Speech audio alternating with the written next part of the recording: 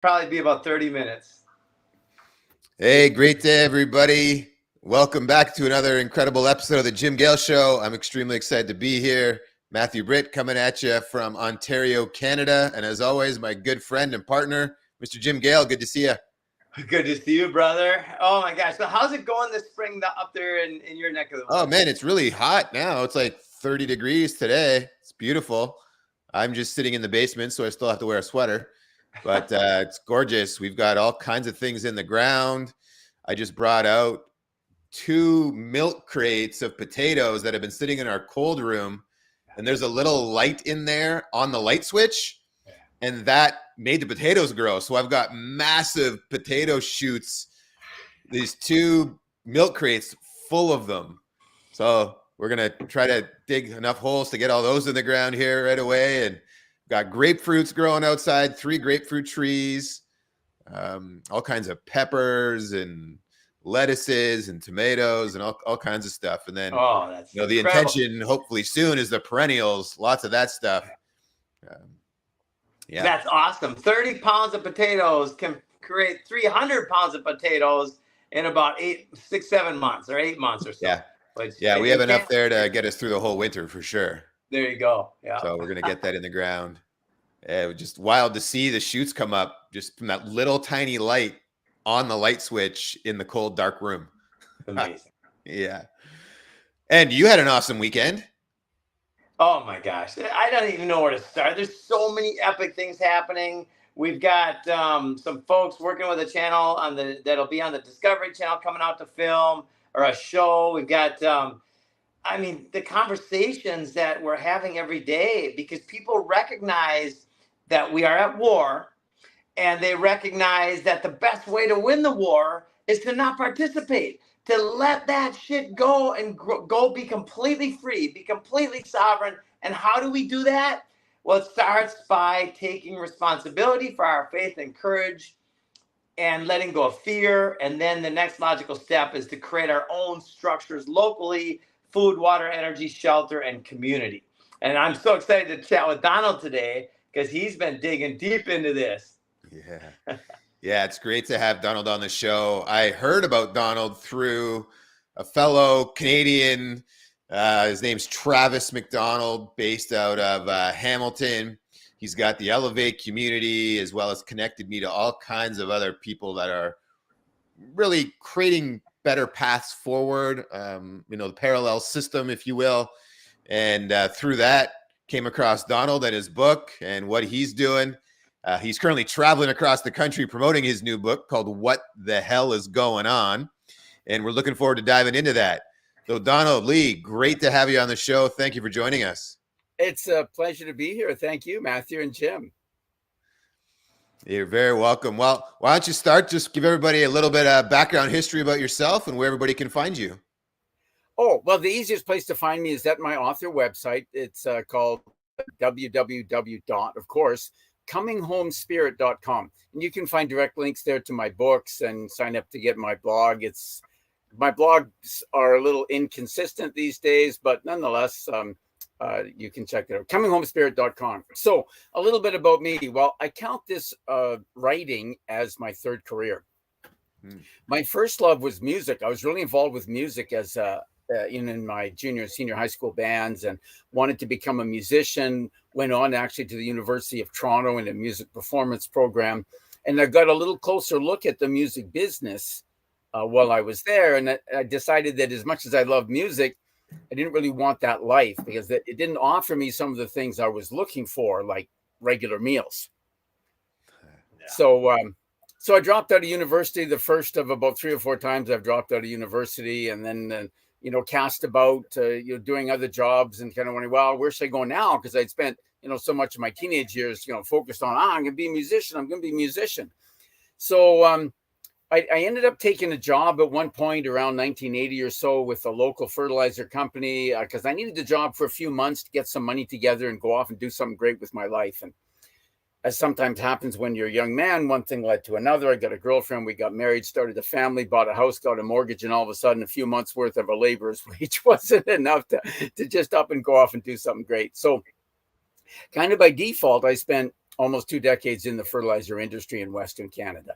And I moved from being a laborer, didn't do that obviously for 2 decades, moved over into our process operations, became a power engineer, went back to university at U of A, was actually technically a full-time student for 4 years while I was still working full-time shift work at the plant, trying to be a full-time father to eventually 4 kids and a full-time husband. And as you can imagine, doing badly at everything.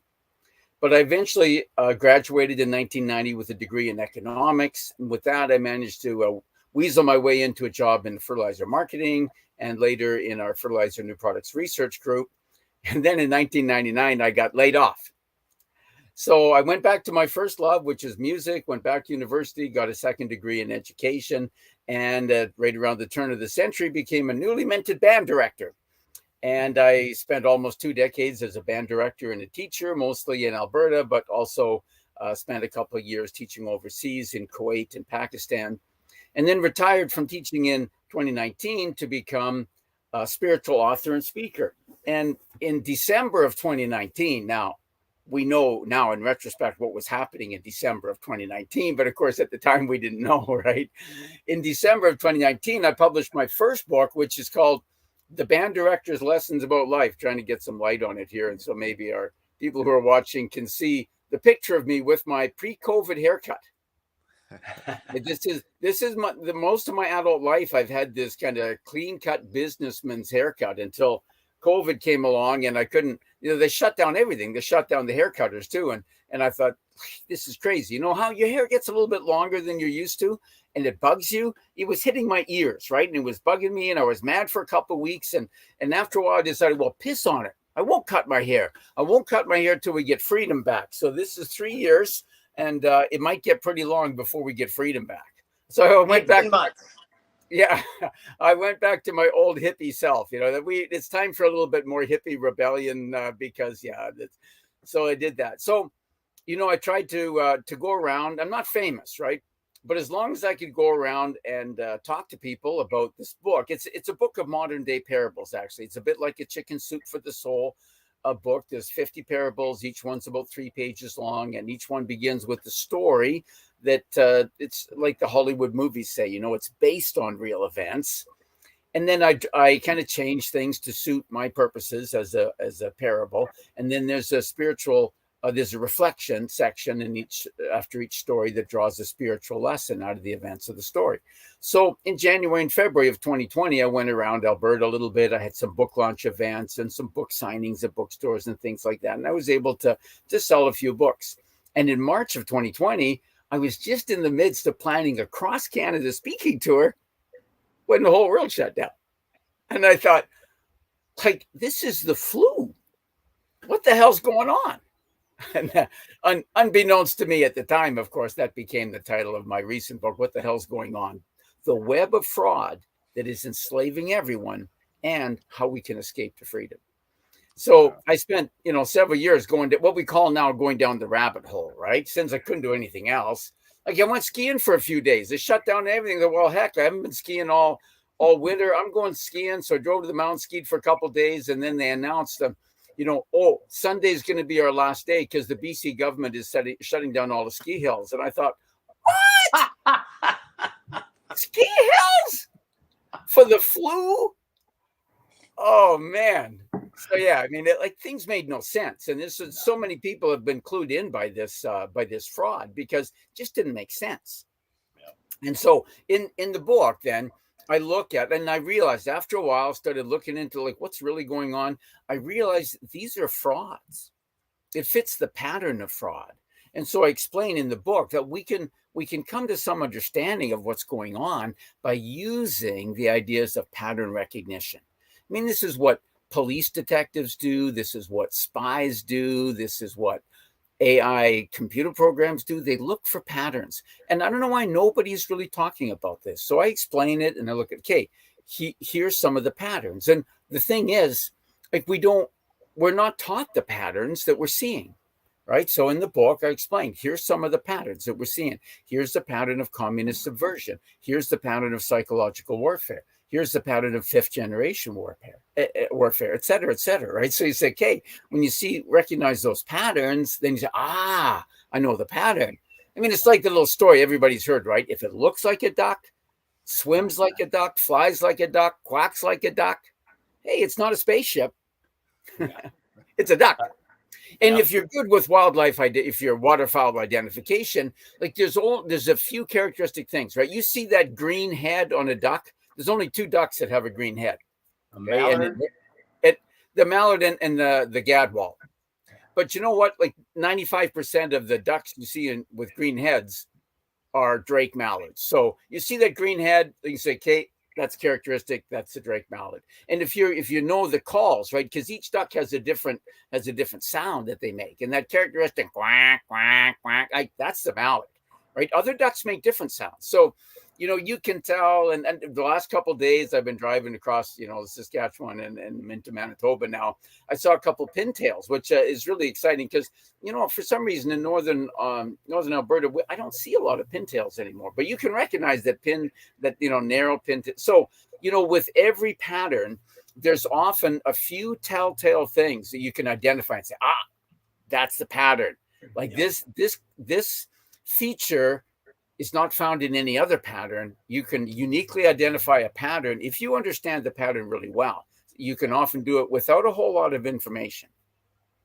So that's what some of the things I explain in the book. And I look at about a dozen or so different frauds, but most of the book focuses on what I call the four big frauds, all of them characterized as wars. This is psychologically important.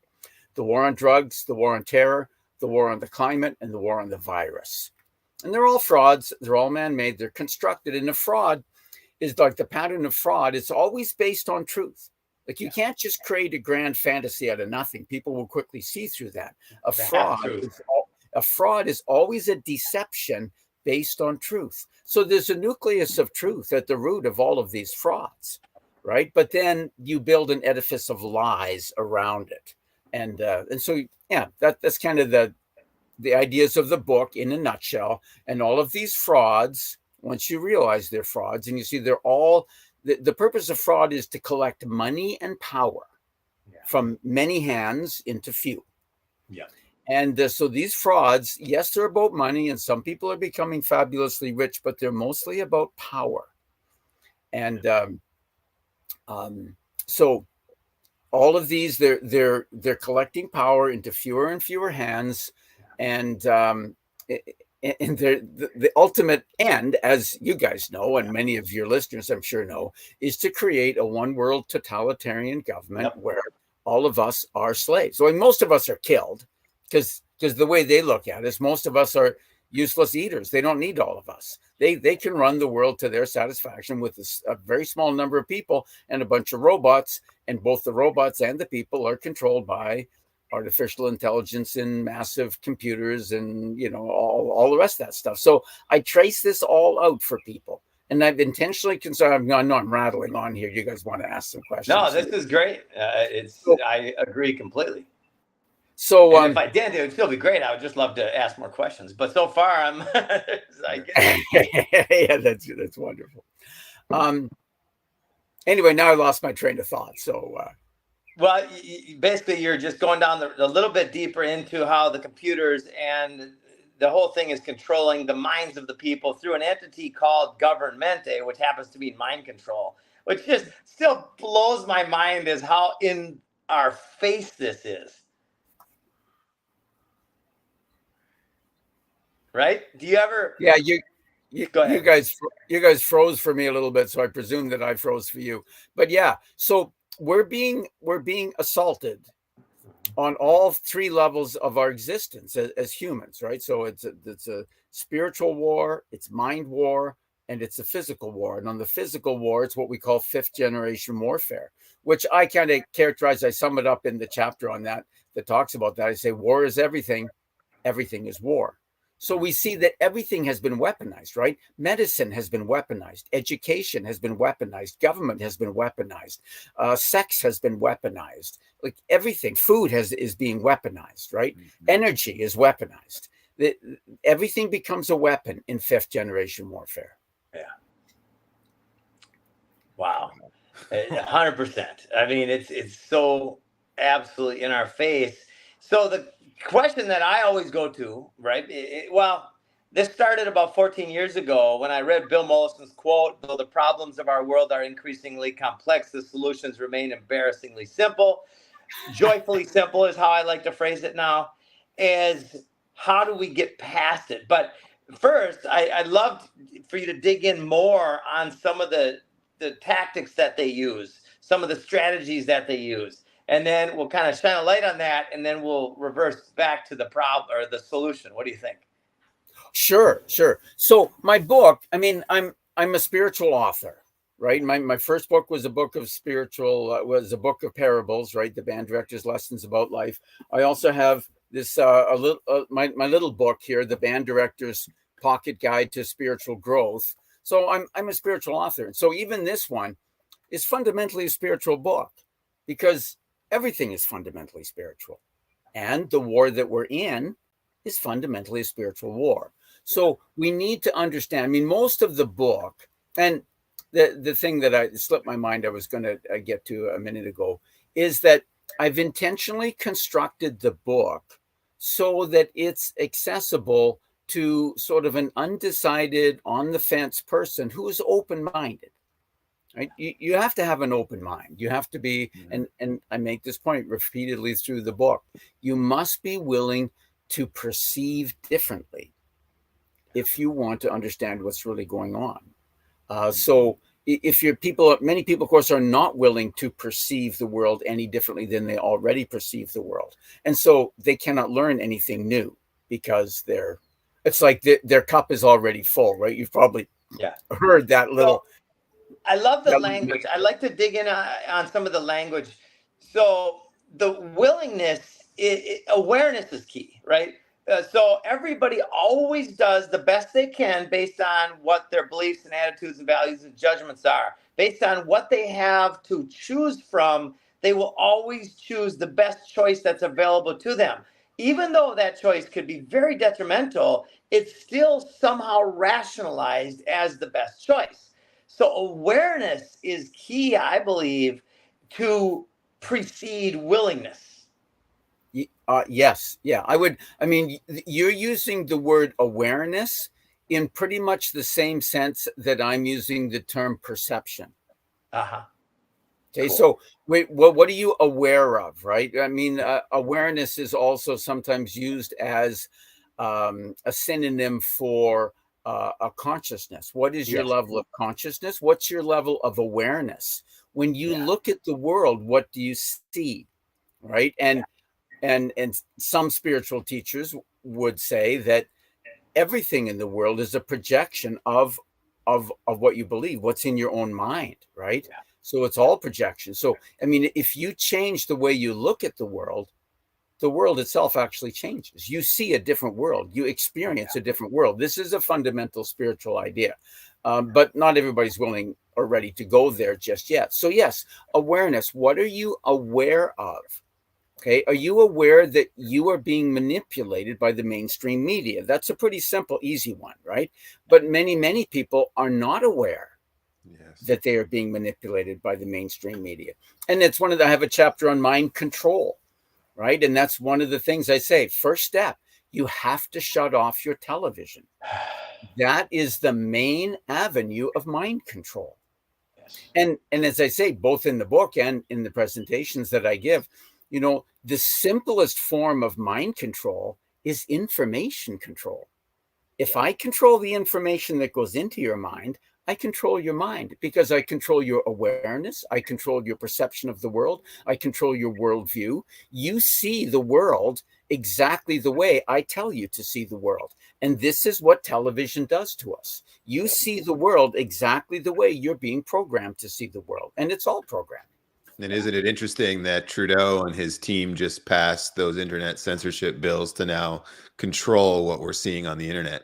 Absolutely. That's exactly why it's not just Trudeau. I mean, essentially, I don't have time to read these bills. They're like 1,000-page long bills. But from what I understand, this Bill C-11 in Canada essentially is the same thing as this, the TikTok bill. You know, it's being called the TikTok bill. What's the proper name for it, Jim? In the United States? Proper name for what?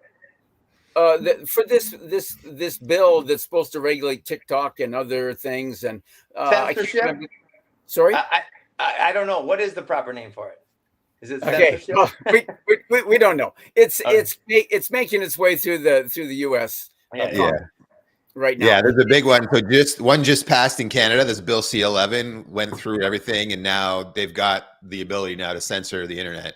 And there's something happening in the United States right now, the exact same thing, but it all started with them going after TikTok. Well, that's the cover story. Yes, Oh, no, I we know. need to regulate TikTok because it's Chinese, right? Yeah. And everybody thinks, oh yeah, don't let China get in. But yeah, it's regulating everything. It's not really targeted against the Chinese. It's targeted against American people, right? It's all kind of smoke and mirrors. It's all they change the meaning of words and they use words to deceive you. And like this is that's like the green head on the duck.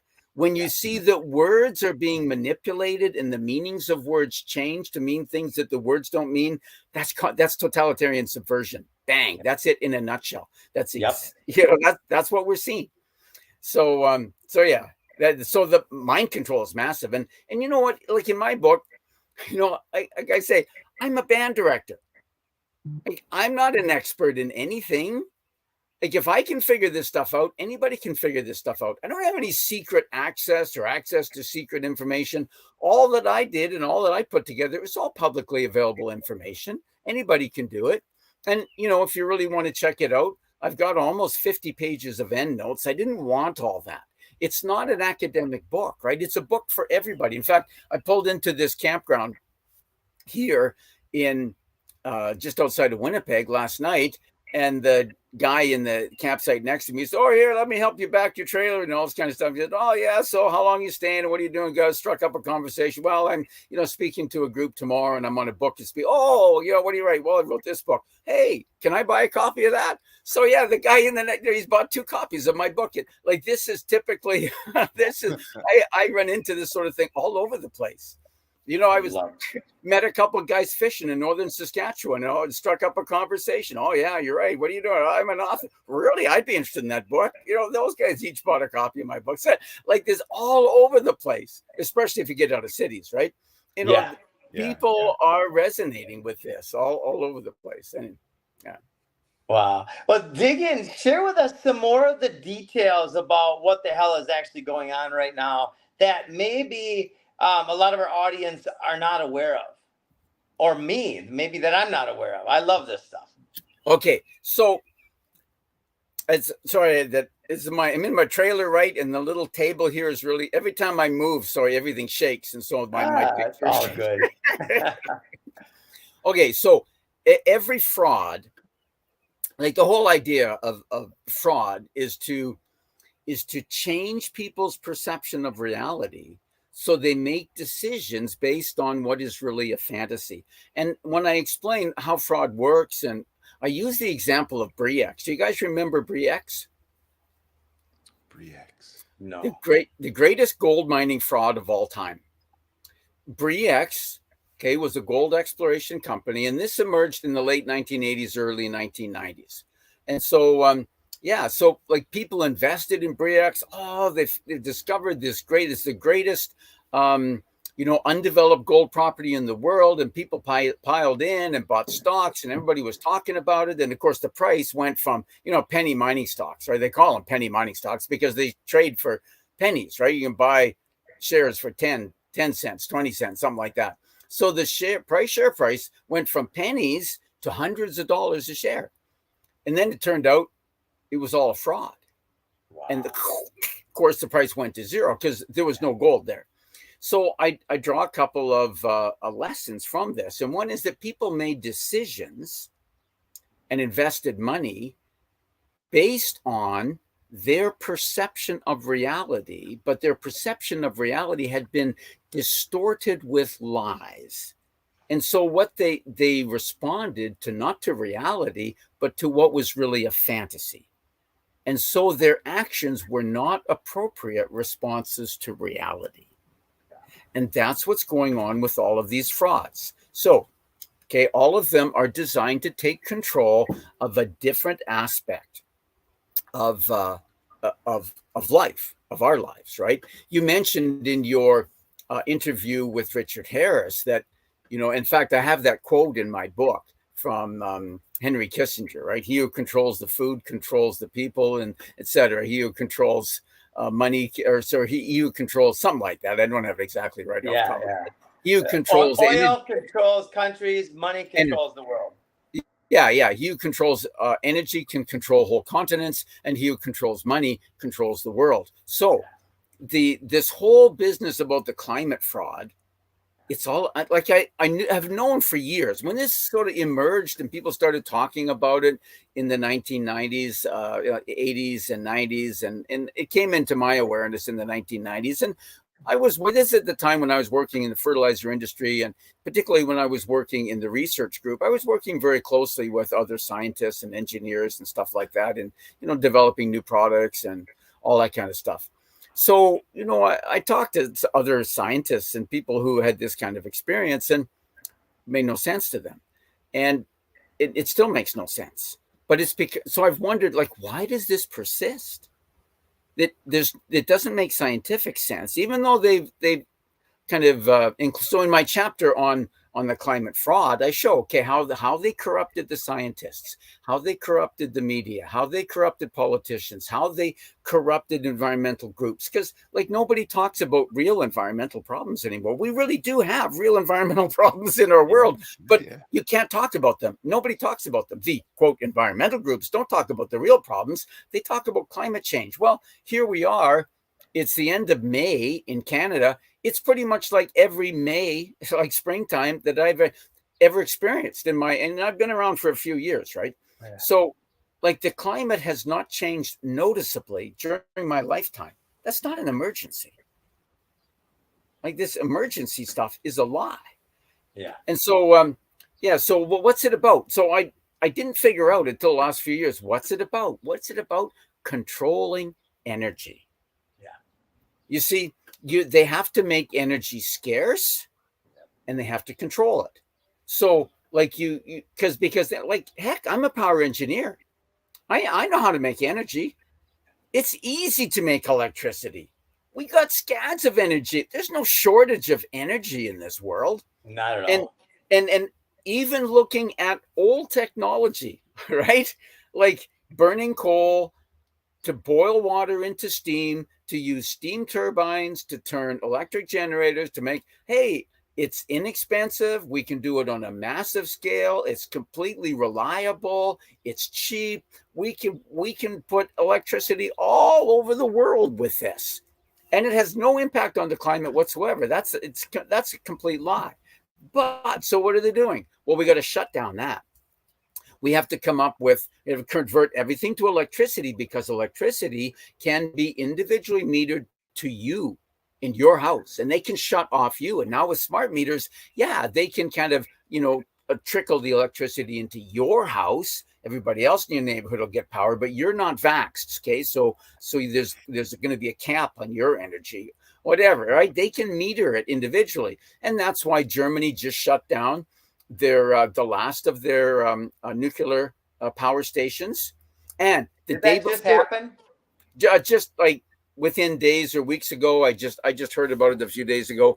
And the day before they shut down their last nuclear reactor, the power company in Germany issued a 45% price increase to its customers. And that's after a massive price increase the year before. Oh yeah, and it's not the first of the price increases, and it's not the last, but it was one day 45% increase. So wow. And of course, because you're turning to highly inefficient, expensive, intermittent, unreliable energy sources. I mean, the Americans blew up Europe's supply of natural gas, right? So they shut down natural gas. So this affects not only the energy industries, but like BASF, right? Either the largest or one of the largest chemical industries in the world shut down its whole European operations. Without natural gas, this is the foundation of the chemical industry. Almost every chemical, from paints to cosmetics, starts out with natural gas. I mean, you shut off the natural gas, you shut down all kinds of things. So most of the metal refiners in Europe have shut down because it takes heat. Yeah. They burn natural gas. They have heat to get the smelters going, right? Like this is the deindustrialization of Europe. Europe is being thrown back into the medieval period, and this this is intentional. Yeah. And New York State now, every new building that's constructed, you can't use natural gas for heating. You can't use natural gas for cooking. Why? Why? Because that's flexible. You can go down to your local propane dealer if you needed to. Even if they shut off the natural gas, you can hook your stove or your furnace up to a propane tank, right? So no, you can't do that. You have, because they can't control that. Well, it's all about controlling electricity. And why the push to electric cars? Because they can be controlled. Yep. You can't go very far. And if they shut down, and you know what, like most people who look into this realize that if we were to switch from all our gasoline and diesel vehicles to all electric vehicles, we would have to double or triple the whole electrical grid, the massive amount of electricity. Is anybody planning to do that? No. Anybody talking about no. There's no So plan. you talked about energy. Just to jump in here real quick. There's a document, you've probably read this. It's called Silent Weapons for Quiet Wars. To me, that was fundamental because it's like the Matrix. We are considered nothing more than batteries or energy sources to these wicked, evil psychopaths and the spiritual war that we're in. We're just energy sources. And once they don't need our energy, then they convert that to AI, which is, there's AI and then there's the big I, right? True intelligence, source, God. And so that's the technocracy that we're going through right now. Is now their next goal agenda, which is very clearly spoken, is to wipe us out. And so that's in process now, right? Oh yeah, and the vaccines were, quite obviously a biological weapon.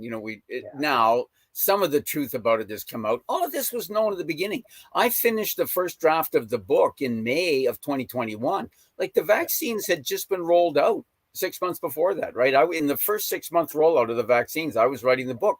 Well, everything that people are now admitting to. Oh yeah, mistakes were made. Now we realize no. Everybody knew this from the beginning. Anybody who wanted to could know this from the beginning because all of it was known at the beginning. Yeah. That it doesn't stop transmission. It doesn't protect you. It's not a vaccine. In short, it's a biological weapon. Well, they changed the words. Yeah, the words don't mean the what words the words around that. Yeah, and we know that. I mean, if you look at the U.S. Government had, for example, changed the meaning, the definition of vaccine several times. And now, basically, I don't remember off the top of my head what it is, but now it basically means that a vaccine you can call anything you want to call a vaccine. You can call an aspirin a vaccine, and it fits the definition. So it gets meaningless. A word that means everything means nothing. Yeah. So do you talk about the mark? Excuse me. Do you talk about the mark of the beast in there at all, or how that relates? Well, no, it's interesting. You know what? The revelation of St. John is something that people have argued about for 2,000 years now in terms of what it means. And so a lot of Christians look at this and say, oh, yeah, because that's the vaccine, that's the digital identity. You can be sure that John, 2,000 years ago, when he was having this vision and writing this down, like he didn't know about computers and digital stuff. That it's not. This is a work of spiritual symbols. But yeah, I mean, if you can understand it that way. And in the first chapter of the book, actually, the first chapter and the last chapter are mainly focused on the spiritual aspect of the war that we're in. And in the first chapter, I say, okay, look, regardless of what your spiritual or religious background or beliefs or understanding is, you can look at or understand or perceive the nature of the spiritual war through the lens of your own understanding. And if you're an atheist and you don't believe any of this spiritual stuff, okay, you can look at it simply through the lens or the perspective of a human psychology. But there's more to it than the physical level. Absolutely. So if you're coming from, one of the Western monotheistic traditions like Christianity or Islam, you can look at it this way. If you're coming from one of the Eastern religious traditions like Hinduism or Buddhism, you can look at it this way in terms of the energy centers, the chakras in the body, etc. If you're coming from this, so I have about 6 or 8 different ways. I say you can look at it like this, you can look at it like this, you can look at it like this. And I say they're probably all correct. Yeah, that's what I love about the idea whose time has come, because this idea of the Garden of Eden, or of using our resources wisely, taking out the poisons, growing food, it picks out all those ways of looking at it. The reason I brought up the mark of the beast is there's really 3 possibilities, and one of them isn't a possibility based on math, right? The possibility that it's a coincidence that Bill Gates took out a patent called 2020-666 a couple of years before this happened. It's a coincidence that the trace bill, tracing, reaching, and contacting everyone, is numbered 6666 in Congress. So now you've got the law to enforce the technology that has to do with turning humans into batteries. It's human activity and cryptocurrency. So now you've got the law and the enforcement of the law, both numbered 666. So then if it's not a coincidence, and it's not, then the next 2 possibilities are you've got psychopaths that are manipulating the biblical revelation about the mark of the beast, or you've got the actual mark of the beast, right? Those are the 2 next logical paths. And whichever path you choose or you believe in, the answer is still the same. Yes. I mean, I agree with you completely on that. Whatever your spiritual perspective is, okay, the answer is the same. And the answer, and you mentioned this also in your interview with Richard Harris, right? Like the 2 great spiritual opposites, the ends of the spiritual spectrum, are fear and love. And, the statement, fear not, or there's nothing to fear, is one of the most commonly repeated statements throughout the Bible. And we also read that only love overcomes fear. Perfect love casts out all fear. When you have perfect love, you realize there is nothing to fear. The 2 greatest fears are often described as the fear of death and the fear of not being loved, right? So the fear of not being loved, well, when you understand who you are, and I say in the book too, you are not your body. You are not even your mind. You are spirit, right? It's like the great quote, we are not human beings having a spiritual experience. We are spiritual beings having a human experience. And you are not a body. You are not even your mind. You are your soul, and your soul is eternal. Your soul is the creation of God, and God creates. You are created in the image and likeness of God. What is God? St. John tells us God is love. You are love, right? All of us are love. That is who we are. And when we connect the way we're supposed to, the way we're intended to, when we connect with our Father and our Creator, who is love, and we realize we are love, like you can never be without love. You can never be outside of love, because you are love. You swim in a sea of love. Right? St. Paul famously said in his speech in Athens, right? He said, it is in God that we live and move and have our being. And so you can never be outside of love or without love, because love is what you are. And then you are eternal as God is eternal. So there is no death. So there is nothing to fear. Yeah. And so I'd like to dig into this a little bit to open up the possibilities in people's minds about the idea, which I was going to say facts, because that's how I perceive it, that we are love. How is that represented? How is that reflected? My thought combines that statement with Tesla's statement. If you want to find the secrets of the universe, think in terms of energy, frequency, and vibration, but don't think. Experience in terms of energy, frequency, and vibration. You combine that with Dr. David Hawkins' book, Power versus Force, the eye of the I and I, and it all of a sudden combines perfectly. Love is a frequency. It's a very, very high frequency. And there are frequencies even higher than this frequency of what we call love. And that's pure connection with source, with God, with spirit, right? There's enlightenment, and which means a mind free of programming, really, quite simply put, right? A mind that's free and connected to the great I, to the big spirit. What do you think about that concept? Oh, right on, Jim. Right on. I'm showing my my age, eh? Good old 19 good hippies phrase. Right on. Right, I love right on. And actually, I just I wanted to. A guy can only do so much, right? But I've wanted to read Dr. David Hawkins for a long time, and I just recently am doing that. I've got a book actually recently published. It's sort of a summary where, in fact, I had just out of reach, but yeah, it was just published a few years ago. It was kind of a collecting his ideas. I think it's called Understanding, or maybe it's Explaining. I think it's Understanding the Matthew, look it up while we're chatting. The map of consciousness. Oh yes. Oh yeah. That's fantastic.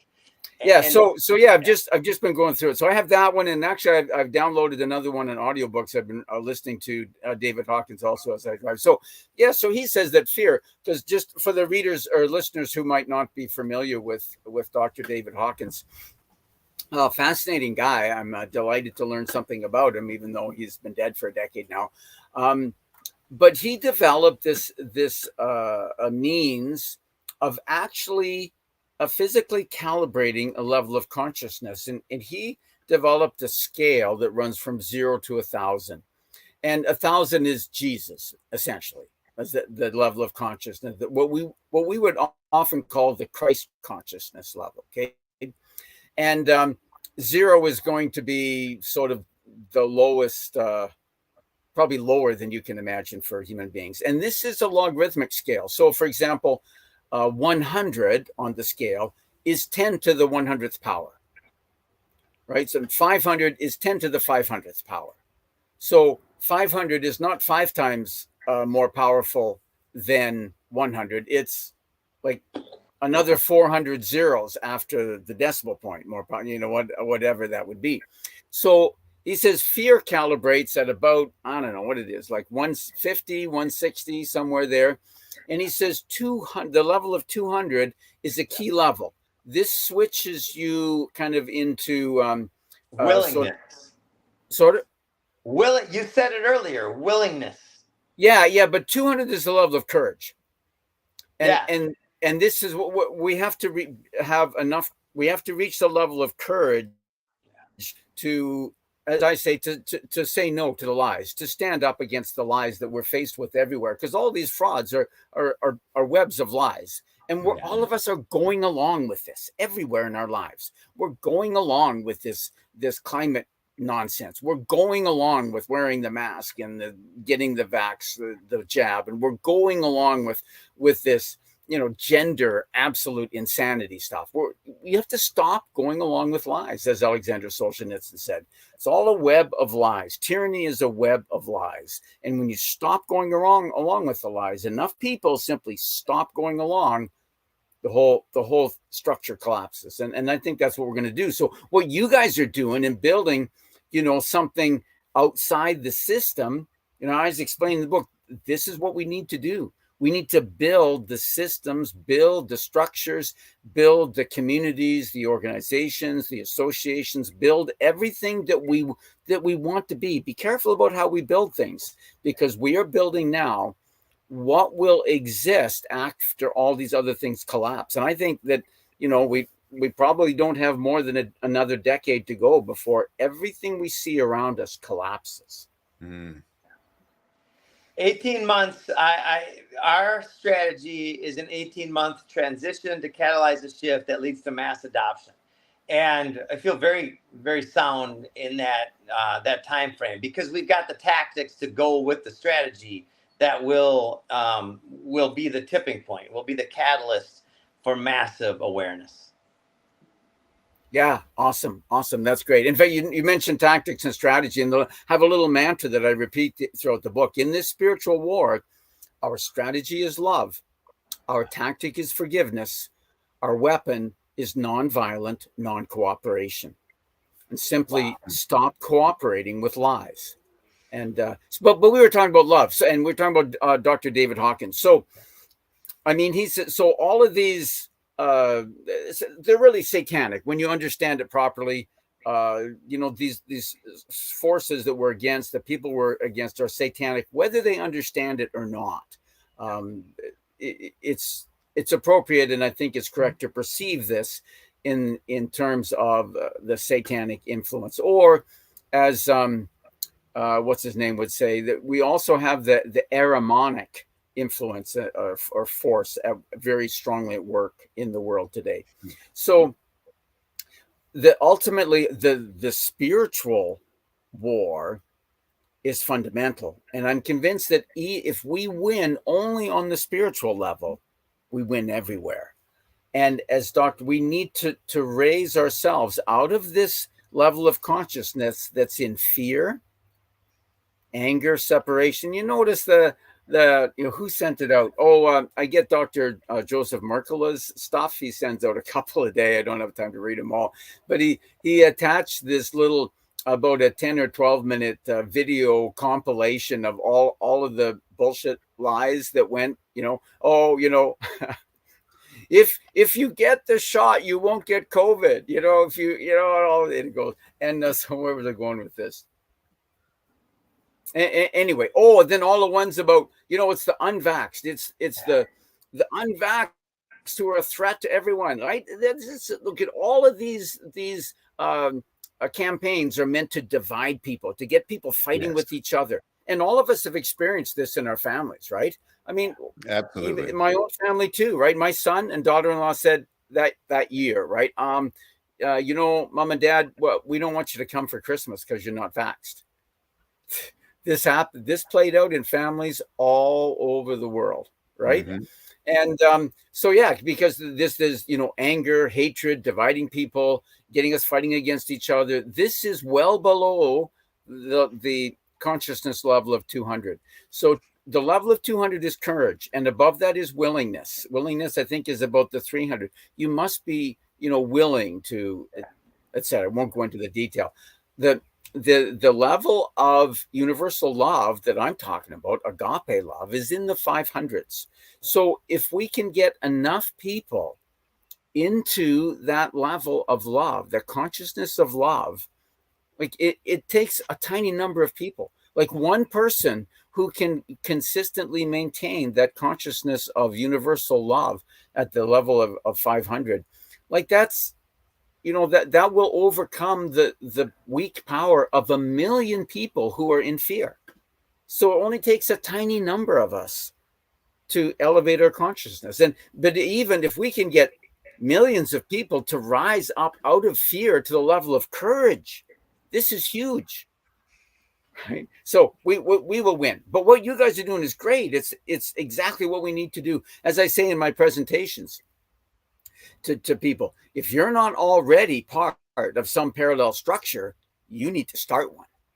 Yeah, I couldn't agree more. We are inviting all leaders to lead right now. Start by leading your own faith and courage and willingness and self-reliance. And then there's something magical that happens. People are attracted to you. You'll have better friends than you've ever had in your life. You'll have all these amazing things coming because people want that. They want to feel no more fear and scarcity and all these wicked things that are on the damn mainstream media. Yeah. I think an important piece is to get people together, because right now, the way that the division is, it's keeping people separate in their houses instead of actually gathering in living rooms around the dinner table, or, that kind of thing, where it used to be so much more connected, but the breaking apart of our society using that fear tactic of the invisible enemy, also known as the virus, that has just seeped through every part of the world, has had that drastic effect, especially in the West, which is, in my opinion, the area that they're going after first, because it's the example of freedom across the world. If Oh, you've and got, it's the, right? yeah, oh yeah, yeah. And the United States is key. As I Yeah. say in the United States, you know, my American friends, the whole world depends on what happens in the United States. If the United States falls to tyranny, no other country in the world can stand. And we've all known, I know people who have left Canada, right? Moved to Mexico, moved to Thailand, moved to wherever, and said, I understand how you're feeling. I've thought of the same thing myself, but in this war, there's nowhere to hide. You might as well stay here and fight. I stay in the book. You need to be prepared to die on this hill, because this is the last hill. And there's no such thing as death. And there's no such thing as death. Yeah, that's so beautiful. it doesn't matter anyway. Yeah. No, that's awesome. Man, Donald, I love it. So, and the name of your book is? What the hell is going on? I love that. And the subtitle is The Web of Fraud. There it is. That is enslaving everyone, and how we can escape to freedom. And you can find direct links at my website, cominghomespirit.com. You can get it on all the places where you buy books online. Not many places you can buy the physical copy at a retail. There's a few locations throughout Canada that have agreed to carry my book because they're freedom-minded in their way. And say, oh yeah, but most bookstores, they don't touch this stuff. And it's still available on Amazon. I think Amazon hasn't figured out what it's about yet. Yeah. That's great. Oh Yeah. man. Well, Donald, man, thank you so much for everything you're doing. It's so important that we come out and share these messages with people. It helps wake them up, creates awareness, and from there we're in the ascension right now. Absolutely. And just kind of a for the benefit of all our listeners here, I mentioned that I'm on a kind of across, well, not kind of, exactly across Canada speaking tour. I mean, I spoke to freedom groups in British Columbia and Alberta, a few in Saskatchewan, a couple here in Manitoba. I've got a bunch of bookings in Ontario coming up in the next few weeks, but I'm open to more, right? So if anybody's listening to this and you want me to come and speak, contact me through my website, cominghomespirit.com. There's a contact page there. You can send me an email. I'm traveling. I don't always get access to my email, but I'll get to it eventually. And yeah, particularly if you're in Ontario, love to come and speak to your group. Oftentimes I'm speaking like to a group. You mentioned homes. Yeah, half the time I'm speaking in somebody's house and they've gathered a dozen or 20 people. You know, a little group, freedom group of people, and they put it out and they gather in somebody's home, and I come talk about my book, and it's going great. I'm meeting beautiful, fantastic, wonderful, freedom-minded people all over the country. Next You winter, ever stop in Ottawa? I have a stop, and I have at least one near there. I have one contact, but I have nothing explicitly booked in Ottawa. I'd love to talk in Ottawa. So yeah, and I got Southern Ontario. I've got a bunch in what you guys call Northern Ontario. For me, from Alberta, it's all south. But yeah, sort of Peter, between I don't know, between Collingwood and almost the Ottawa area. I've got a bunch in there. I have almost nothing in Southern Ontario. You know, like the Windsor to Toronto area. Almost nothing. Love to talk in that area. I'm traveling right across. I haven't made any connections with freedom groups all across, you know, the Lake Superior area. Like I put on my list, okay, I got to talk in Kenora and Sudbury and North Bay and Thunder Bay and Sault Ste. Marie. I haven't got connections to anybody there. So yeah, if you're listing in those places, reach out to me. And on the way back, I don't have time in the next week to stop, but on the way back, if you're in the United States, reach out to me. I'm hoping to, now that I know how to get into the United States, I'm hoping to spend next winter in the southern states where I can hang out in relative comfort in my trailer and speak to freedom groups in the U.S. So yeah, love to come to Florida. You're in Florida, I understand now. Is that right, Jim? Yeah. I'm loving it. And we're pushing all the edges. Now is the time. Good. So awesome.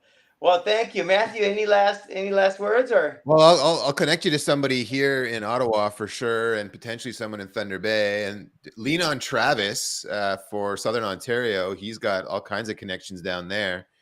And then maybe even introduce you to Dr. Kyle Grice, one of our Freedom Farm Academy owners. He's also a chiropractor, led some of the science tables, refuting the evidence that the government put forward with counter knowledge. With the truth. He was also part of the National Citizens Inquiry. Yeah. And so I'll connect you to a few people. Yeah, thank you very much. I am in contact with Travis. I'm actually going to be speaking next Saturday. This is June the 3rd at his event in Halton. So yeah. But awesome.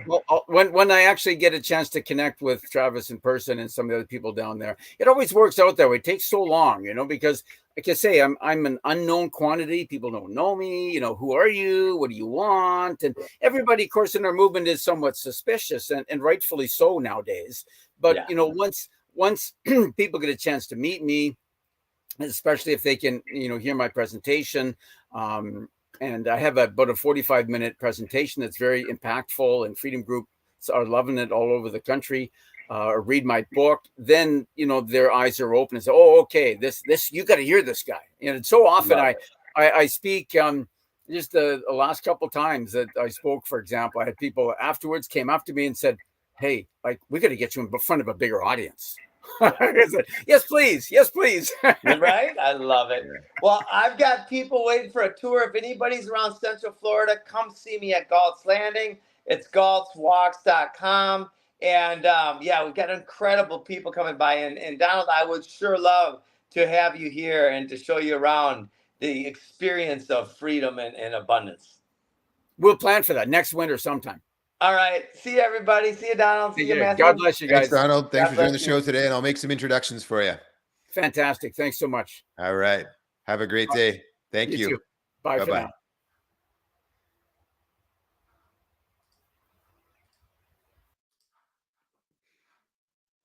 Hey, thank you, everybody, for joining today's show. It was awesome to have Donald here.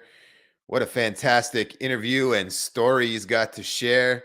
As mentioned, you can find that at cominghomespirit.com and pick up a copy of his book there while it's still available, even on Amazon. And we'll make some great introductions for him to hopefully get some speaking engagements done in Southern Ontario and across into the Ottawa area. And hopefully he can make a visit down to the Southern United States and see Jim. That'll be fantastic. We'll play a couple quick ads here and then let everybody be on their way. At Weston A. Price Foundation, we're dedicated to restoring nutrient-dense, farm-fresh foods to the human diet. We look to ancient food and health practices for clues on how to live our healthiest, most vibrant lives today. Join the mission and check out our exclusive membership details at westonaprice.org. As a member, you'll receive our quarterly journal on wise traditions in food, farming, and the healing arts, our annual shopping guide, monthly access to private Q&A sessions with experts, consultations on state laws, regulations, and policies, including food freedom legislation, and so much more. Weston A. Price Foundation. Let's return to wise, traditional foods.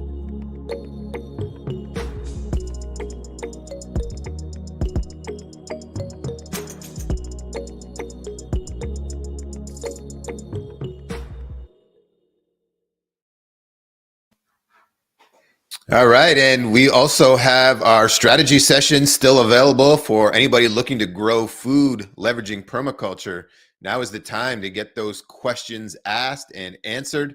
You can head over to foodforestabundance.com and click on book now to meet with a certified permaculture designer specific with knowledge on your climate zone and growing conditions who can help you get set up with an incredible understanding of what's possible using this incredible science called permaculture, where we no longer are really working against nature, but instead embracing nature, working with nature and letting it do what it's designed to do and does naturally.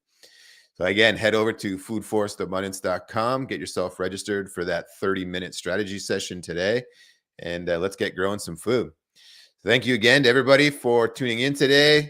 As always, we really appreciate you taking time out of your lives to join us, and we look forward to seeing you again real soon. The show is officially over. Have a great day.